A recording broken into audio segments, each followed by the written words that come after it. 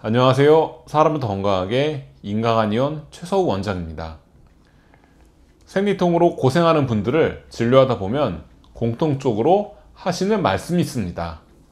바로 통증이 심해지기 시작하는 시점입니다. 비교적 정확하게 회사에서 혹은 공부하느라 또는 집안 문제 등으로 스트레스를 많이 받은 이후에 원래 있던 생리통이 한결 심해졌다고 말씀하십니다. 우리가 근심과 걱정이 많으면 마치 로댕에 생각하는 사람처럼 자신도 모르게 고개가 숙여지고 허리를 구부리고 앉아있게 됩니다. 이렇게 되면 자궁에는 어떤 문제가 생겨서 생리통이 심해질까요?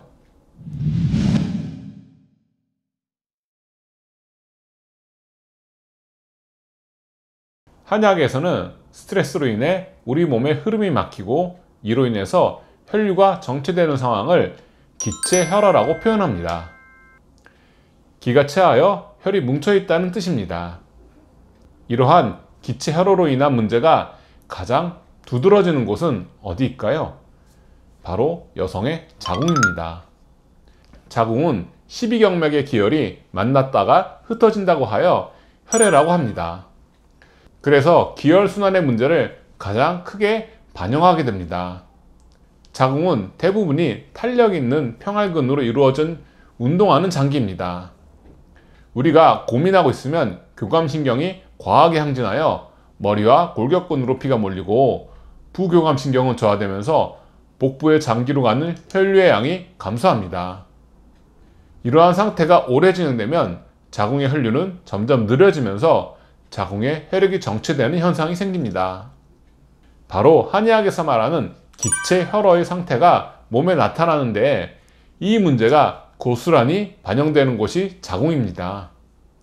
혈액순환이 원활하지 않게 되면 자궁 근육의 신진대사가 저하되고 이로 인해 점차 근육이 허혈 상태가 되면서 근육의 탄력이 떨어지게 됩니다.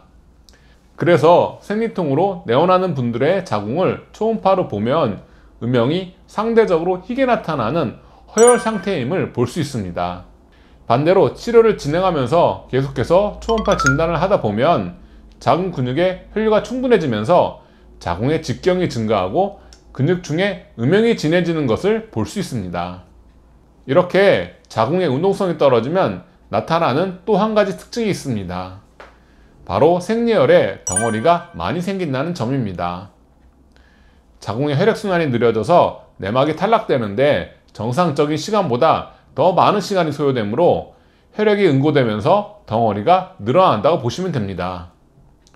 그래서 기체혈어가 치료되어 생리통이 감소하면 덩어리도 사라집니다. 이제 실제 사례를 바탕으로 각색한 생리통 치료 사례를 말씀드리겠습니다. 34세 미혼으로 행정기관에서 근무하시는 분이었습니다. 회사의 특성상 상부에 보고해야 할 일이 많아서 보고서를 작성하는데 상당히 스트레스를 많이 받는다고 하셨습니다. 회사에 다니고 나서 생리통이 점점 심해져서 생리 첫날과 둘째 날에는 진통제를 3알에서 4알씩 먹어도 통증이 가라앉지 않아 움직이지 못할 정도이고 생리가 끝날 때까지 통증이 이어져서 생리가 다가오는 것이 두렵기만 하다고 하소연하셨습니다. 물어보니 생리혈에도 덩어리가 많이 섞여 나오는 상황이었습니다. 초음파상으로 자궁이 흰 음영을 띤 허혈 상태였고 자궁 내막도 얇은 편이었습니다.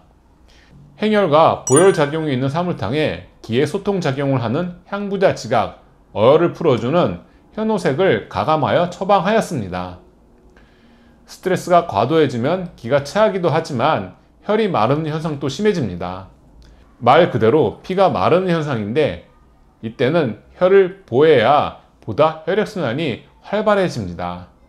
사물탕은 혈을 보충하면서 순환시켜서 생리통에 쓰는 기본약이라고 할 수 있습니다.